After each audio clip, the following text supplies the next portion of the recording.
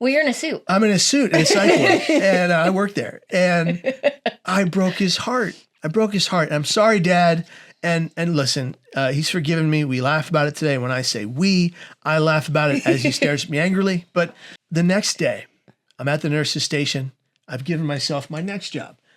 Afternoon visiting hour announcements on the PA system. It's one of those mics that's like a boxing mic that comes out of the boxing gym. Is it like this? It's like similar, but like more old school. So it's like this. It's like this, a little older. And I'm doing the afternoon visiting hour announcements on the PA system. And you got to hold the button down, and I'm rhyming them because it's more efficient that way. And I get a tap on my left shoulder, and I turn around, and there she was. And her eyes were almond brown, sexy, and cool, and I was done. And I knew she'd be the rest of my life. And I was like, don't tell her that. That would be really fucking weird at this junction. And so she goes, the whole nursing staff is there, like 20 people. And she goes, excuse me, do you work here? And I looked at them and they looked at me and they were like, what is this little turd going to say? And I was like, as a matter of fact, miss, I am a volunteer. And they didn't say a thing because I had worked way too hard. Smooth. I'd worked way too hard. And she goes, I'm looking for my cousin. His name is Eduardo. Do you know what room he's in? And I said, madam, right this way. And I put my hand on the small of her back and her elbow and I glided her there, which she said later was just plain creepy with a capital K. I was thinking it. I wasn't going to say it. No, it's okay. It's okay. But I get her to the room. I get her to the room. My dad had done it to people, so I was like, it's okay. So I get her to the room, and the kid sees me, and he hates me. I talk too much. It's a whole other story. And then I duck out into the hallway, and I hear her say, your nursing staff is so nice. And he goes, that guy? That guy's a fucking nutball. That guy jumps off bridges. Don't talk to that guy. And I ran in the room and I was like, excuse me. It was one bridge, plural. That's ridiculous. And she goes, why'd you lie to me?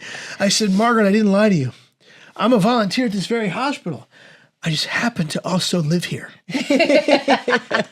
And so Eduardo ends up getting out of the hospital. But before he does, I had that conversation saying, can I take you to coffee? She says, hell no.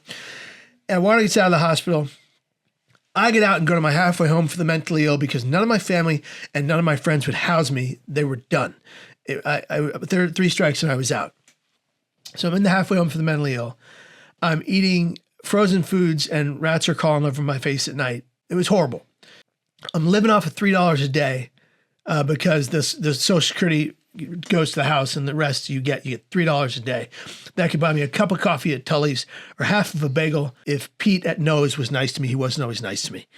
And that was my daily routine. I start saving up my $3 a day because I'm going to take Margaret out to dinner.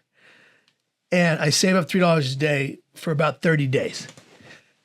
And I call Margaret. It's a Friday. I get my first weekend off, so I call Margaret. Margaret, I'd like to take you to dinner. And she's like, who is this? I was like, it's Kevin. She goes, Kevin? Kevin Hines. From the psych ward? Hi, Kevin, how are you? How did you get this phone number? That's unimportant. Let's move on.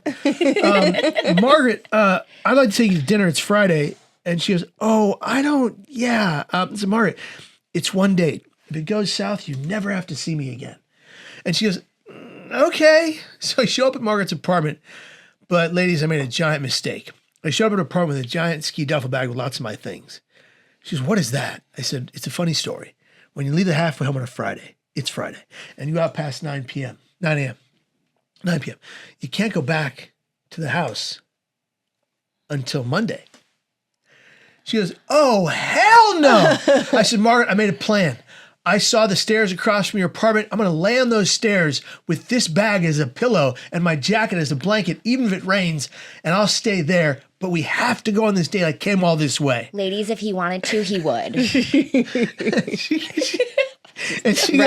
She goes, oh my God, fine. So we go to this restaurant that she picked, Cafe Sport in San Francisco. You don't order at Cafe Sport. They order for you. Oh, no. They look at you, they judge you, and they order for you. You can't have any allergies. I have lots of allergies. So we go in there, and they order Margaret an eggplant Parmesan dish that fits on the table. The table is this tiny. You're elbow to elbow with everybody in the room. You can hear everybody's conversation verbatim. And And they order her a small dish, but this guy didn't like me. The host didn't like me. He puts on my side of the table a giant bed of spaghetti, a mountain of red sauce, a huge uncracked lobster, a votive in a plate, and a candle with boiling butter on top, and a very oddly large cut lemon wedge on purpose. I'm wearing my only good white shirt I bought at Old Navy on the clearance rack for $5. That's a 2-day shirt. I'm freaking out. I'm going to mess up the shirt. She's going to think I'm a slob. So I calm down. I go, Kevin, you can do this. I believe in you. Kevin, go. I take the cracker to the lobster, crack, marinara, red sauce all over my only good white shirt. She thought I was a slob in the first 5 minutes. And I go, Kevin, do something classy right now. I was like, what does that mean? Figure it out. So I take the lemon wedge, I pick it up, and I'm shaking. I look at Margaret's eyes, look at the lemon wedge, look at Margaret's eyes, and I go like that. And I squoze the lemon harder than a lemon has ever been squozing. And I watch as the lemon juice flies like a fire hose directly into her left eye. And it keeps going like this. And mascara is running down her face, and she looks like the band Kiss the film The Crow, and I'm freaking out. Kevin, do something classier right now. And the lady next to us decides to get involved. Miss, are you okay? Lady, it's a date. It's going south. You're not helping. Thank you. And I go for the plate of boiling butter with the same shaky hand. I tip the plate. 4 giant droplets of boiling butter fly across the table in slow motion between her blouse onto her chest, and they burn her. She screams bloody murder. The restaurant stops cold. Utensils are dropped on the plates. You can hear a pin drop. And the lady next to us goes, Miss, do I need to call someone? I'm like, lady, shut up. Margaret, I'm so sorry. Please forgive me. Oh, I'm so sorry. And I panic, and I grab my napkin, and I reach over, and now I'm doing this right here on a first date. And she was like, what are you doing? That's not the move. I know. I was like, oh, Margaret, I don't know what I'm doing. I don't know what I'm doing. And she goes, the first 2 words you never want to hear in a dinner that you haven't eaten in the first 10 minutes, check, please. And I was devastated. And the check comes. And the lobster was market price. And I don't have enough money. Ooh. She foots the bill. She walks a mile away from me back to the apartment. She sees the bag and she goes, Kevin, we're going to the roof. I was like, Margaret, are you going to throw me off? She says, no, Kevin. We go to the roof, 2 yoga mats, purple yoga mats, box garden, beautiful lit up Bay Bridge, jewelry box of San Francisco's, lights all around. The Golden Gate Bridge towers behind us. And she goes, so tell me your story. And I'm starting to tell my story. And in 5 minutes, there's no wrestling from her anymore. I turn over and she's asleep. We wake up in the cold on that roof. And needless to say, she gave me a second date. And we just celebrated 19 years married. Oh, congratulations. Audra and I need to hear these kinds of stories because we're a little bit jaded in terms of finding love. And like, look, you know what? I also have to speak to like your tenacity. Yes. Like, tell us about your tenacity because like, and how it's pretty clear how it's servicing you. Like, how is that like, yeah. Like, do we need to have more tenacity? Like, give us some advice. Well, even though I did jump off the Golden Gate Bridge, I guess you could say I've never given up on anything I've ever done. Right. So as a kid, I was bullied to no end because I was part black and because there was no other kid like me in the school like that. And they tormented me. I mean, literally like the 8th graders would call me the little red N-word every day. And when they first started doing it, I was so naive and so young and so uninformed. I didn't know what that meant. And I go home one day. I was like, Dad, guess what the 8th graders are calling me? Because they're smiling while they're doing it. They're calling me Little Red, and I said the word. And I was like, Kevin, don't ever say that. And I was like, what's wrong, Dad? He's like, this is what that means. You can never say that. This is what they're talking about. This is what you stay away from those young men. Well, my dad went to the school, and he read those kids' parents a riot act and threatened a lawsuit, and it was the whole thing. But in that way, I was like my dad. I never gave up on things. So when I was in wrestling and I have terrible asthma, and I'd have to take a timeout or call time every time I had to take my breather, and it would mess up the psychology of the other wrestler, and then I'd win the match. But it was a whole thing where like no matter that I couldn't breathe, I kept going, and so my whole life there's always been a force I feel pushing me down or pushing me away from my goals. And I just always keep going. I don't let it stop me. And, people said, you should write a book. So I wrote 5. People said you should make a movie. So I made 10. So it's like I just, I have a drive that's been in me my whole life. And when people tell me I can't do things, I'm going to. Not because they told me I can't, because I know I can. Mm-hmm. And there's a difference. I got this. And that's the whole thing with suicidal acts are not selfish. And I know you guys have lost your loved ones, and I'm sorry. I've lost 22 people, but Thank you. But they're not selfish people. They're in so much lethal emotional pain they can't see straight, and they can only feel, touch, know, and hear that pain. And when you're in that much pain, when you ask yourself, what is the one thing you want to happen when you're in excruciating physical pain? You want the pain to stop, go away, end or leave. And when you're in brain pain, it's 300,000 times worse than physical pain because nobody can see it. And so many people believe it's not real. You're invalidated every day. And so it's a dangerous kind of courage that leads to suicide and suicide attempts. That's what we need to educate about. Yeah. Is that just because you have these thoughts doesn't mean you have to act upon them. The thoughts don't have to lead to action. They have to lead to you fighting for your survival and fighting for hope no matter the pain you are in. So thousands of suicidal ideations for me, never attempted again because I am resolute that is not going to be my end. I've not heard it put that way. A dangerous kind of courage. Yeah. Amazing. Like a really interesting way of thinking about it. Have you thought about it in that way? I mean, thinking about Debbie? No, I haven't ever heard it. I haven't thought about it that way. I haven't heard it said that way. It's really interesting. My dad was a very courageous guy, and he was very dead set on once he set his mind to doing something, doing it. Yeah. And so that was a quality that I really loved about him as a person. And it is one of the tools that I've used in order to forgive him for his final choice. But I do feel like this is a beautiful opportunity for us to bring awareness to people who do have suicidal ideation, who do have tenacity, for those people to be as aware as possible that like they don't have to follow through, like you were saying. You don't have to follow through, and take that tenacity and channel it into something beautiful. Yes. You are beautiful just as you are. Mm-hmm. You are meant to be here until your natural end. Suicide never has to be the solution to your problem. It is the problem. Suicidal ideations are the greatest liars we know. Don't listen to them. Fight your pain, despite of your pain, in spite of your pain, because someday, I promise you, with energy, effort, time, and hard work, you will thrive. If you believe that, you never will take your life. Right. Yeah, putting that tenacity towards healing as opposed to, I guess, trying to just end the pain quickly, right? I also want to talk about opportunity. I read about a study recently. I'm going to read it because I don't want to get it wrong. Yeah. It was in the book Talking to Strangers by Malcolm Gladwell. There was a study by David Phillips about the concept of means restriction. Mm-hmm. So if you're having suicidal ideation, staying away from the means. And I know that you championed the net that's now underneath the Golden Gate Bridge. Do you want to talk about that and how taking away that means and how many lives you've potentially saved? Yeah, I mean, it was me and a whole army. There was so many people that fought for the nets under the Golden Gate Bridge and fought to reduce suicides there. Reduction of access to lethal means is one of the top 3 ways to reduce suicides globally. So when we think about this, you have crisis and text lines that save lives. You have the caring letters that have been proven to save lives by Jerry Motto and his wife, Pat. And you have reduction of access to lethal means.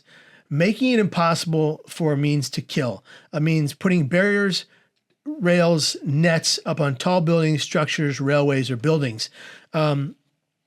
Absolutely saves lives because what they've discovered is that when you reduce access to an icon for suicide like the Golden Gate Bridge or the Bloor Street Viaduct in Toronto, what happens is you reduce suicides to near zero at that location, and you reduce suicides in the metropolitan counties around that area. Why? Because you've shown people at large that you care about them. Care, That right? You care. Yeah. And when people feel valued, they do not take their lives. It's an incredible thing. If you can give people value that feel valueless, that feel hopeless, you can save a life. And so in 1 year of the nets being up, suicides reduced by 73%. And very soon, there will be 0 suicides at the Golden Gate Bridge. It will truly be incredible. And a Coast Guard officer will never have to get PTSD again from seeing a body under the bridge.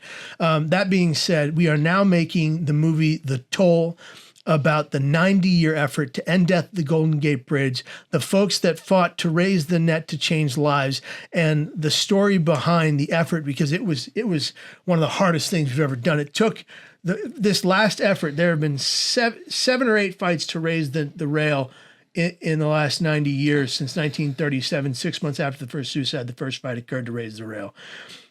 This champion fight to raise the net took the last 20 plus years that we fought for this. So shout out to Dave Hull, Paul Muller, my dad, Pat Hines, Dana Whitmer, Richard Carlton, and everybody else involved, and Eve Meyer. Everybody worked so tirelessly to make it happen. And Jerry Motto, who fought for it for 30 years, even before it was cool.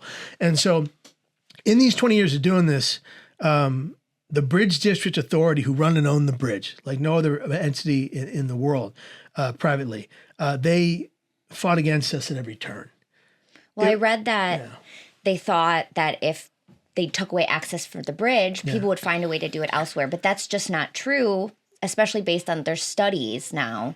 It's proven that if you take away the means, it's a moment that people are having very often. Yeah. It's a moment of weakness, maybe. I don't think that's the right verbiage, but maybe it's a moment of immeasurable pain that, if given 24, 48 to 72 hours, can shift. Right.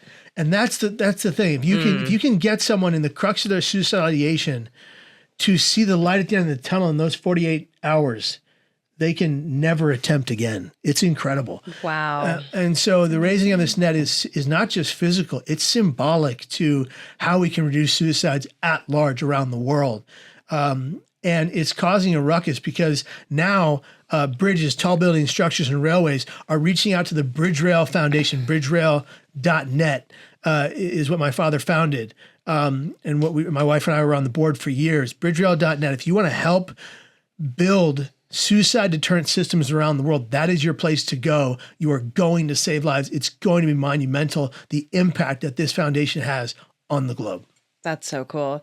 Thank you for sharing that with us. I didn't know about that. That's amazing. I'm from New York City, and there was a structure created there called The Edge, and there were a bunch of people, and it's a beautiful, I saw it when I was there last. It's this beautiful architectural piece, and I had read that people were jumping off of there, and I was there. It was like kind of late at night, so the lights were kind of off, but then I did notice that there was netting that had been put up there.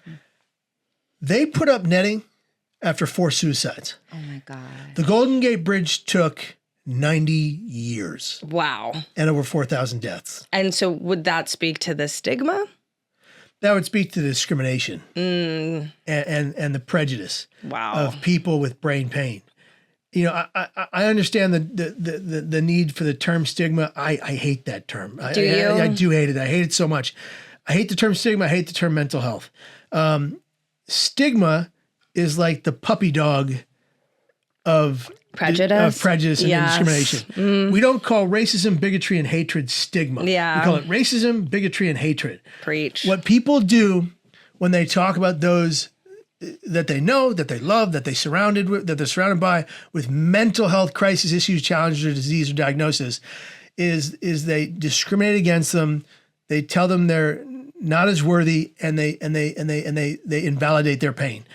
If we can find a way to remove the discrimination against the people going through it, if we can find a way for us to all coexist in empathy, true, deep empathy, we'd be a much better world. That's well said. That's very well said. From now on, we're just going to say prejudice. Yeah. Because I think it drives it home. We kind of talked on that a little bit yesterday. Yeah, we did. And who wants to be called mental? Raise your hand if you want to be called mental. I don't. I get brain pain. It's brain pain, and I'm fixing it. Absolutely. I'm gonna start saying that from now on. I'm gonna be like, my brain hurts. Yeah. I need help. Yeah. Yeah. I need help now. Yeah. So can we talk about the sea lion? Does he have a name, and can I get his phone number? Yes. His name is Herbert. I named him in the moment when he saved me. And I think there's a two-pronged reason. It's my favorite name besides Kevin, and I was quite delusional. So there's that. But this creature who didn't speak my language took me from the depths of those waters under the Golden Gate Bridge to the surface, circling beneath my shoulders, my elbows, and my knees, like this, bumping me up, until I was on the surface, no longer drowning, and then it just kept pushing me like this until the Coast Guard boat arrived behind me. Oh, Wow. Now you call that what you will. That is my future husband is what we will call it. Herbert. I need a man like this. I already had a Hubert in my life. I'm good on a Herbert. He's all yours. Yes. That is my personal miracle.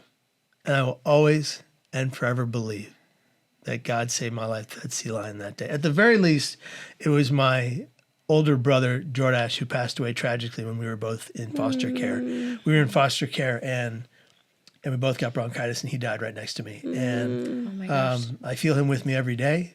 Jordash, I love you. Jordash had long, blonde, curly hair, so I'm also jealous of him. But I love him. And Jordash, yeah. And R.I.P. Jordash. And if that wasn't my guardian angel, that was God or both. And the creature didn't leave until the Coast Guard arrived behind me. So that was pretty special. The best part of the story, and I think maybe we can wrap it up here, is that the best part of this story is that my dad called me a year to the date of my attempt, so September 25th, 2001. And he's like, oh, Kevin, he goes, Kev, I'm picking you up. We're going for a drive. I was like, where are we going, Dad? He said, like I said, for a drive. Okay, Dad, Jesus, you guys. And we get in the car, and he's driving down 19th Avenue, and then Park Presidio, and that goes to the bridge. I'm like, Dad, I don't want to do this. Kev, we need to do this. We need closure. You and your closure. And so we get to Clement Street, and there's this brick building. This police officers' union building, all these police officers with their dress blues on, their rank pins, and they're having some kind of function. Police cars and police motorbikes are lining the parking lot. But there's a beautiful garden with purple tulips with gold pollen inside. He goes, Kev, jump out and pick a flower. This is in the year 2001. I was like, Dad, you pick a flower in San Francisco, you get a fine and you get arrested. There's police right there. I'm not doing it. Pick a goddamn flower. So I go, pick a flower, and we go. Nobody arrests us. And we go out to the Golden Gate Bridge, and we're in the parking lot, and I'm like really nauseous. I can't do it. Kev, come on. We go out to the walkway to the Golden Gate Bridge. I'm dizzy. I'm nauseous. I have complete vertigo. And my dad says, show me exactly where.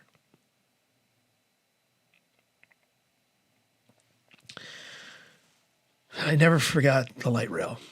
I took him to the light rail. On the railing, before that light rail, someone had carved into the light rail, jump. It's been painted over now. And we're standing there, and we say an Our Father and a Hail Mary as my dad's holding my hand. And I drop the flower, and it wafts down very slowly, hits the water, makes the teeniest of what seems like a ripple effect, hence the name of our film, Suicide, the ripple effect. And 2 feet to the right pops up a sea lion. And it was arguably the most beautiful moment I've ever spent with my father, next to him being the best man at my wedding, and there was no other choice. Thank you for sharing that with us. Yes, I'm so happy you have your dad. Thank you. I'd love to meet him someday. He's incredible. He sounds like he would like my dad. Two Irish Catholic brutes. Yeah, you bet. I'm seeing him tomorrow. He lives here, so it's gonna be a beautiful breakfast with my dad. Let's make that happen. Yeah, we will. Yeah, Yeah. I love that. Yeah. Thank you so much course. for sharing your stories, course. your vulnerability, and for the work that you've been doing. Kevin, I was telling him yesterday, you have been a huge inspiration to me in my life, being open about my story and being a part of this community that, you know, nobody wants to be a part of. But now that we're here, being together and being able to change the world and the landscape and share so much beautiful information, you know, turn into purpose. And we're here doing it together. So we're here doing it together. One big team. Thank you for having me on the show. It means the world. Thank you for being here. Anything else you want to share? No, I think we're good. Yeah. Well, thank you guys so much for tuning into Two Girls, One Grief. Audra and Alexi signing off from the Morning Glory Club. Don't forget that even in the darkness of your morning, your lives are glorious. Thanks for watching the show that nobody asked for, but everybody loves. Don't ghost us like our parents did. Like, subscribe, comment, and share.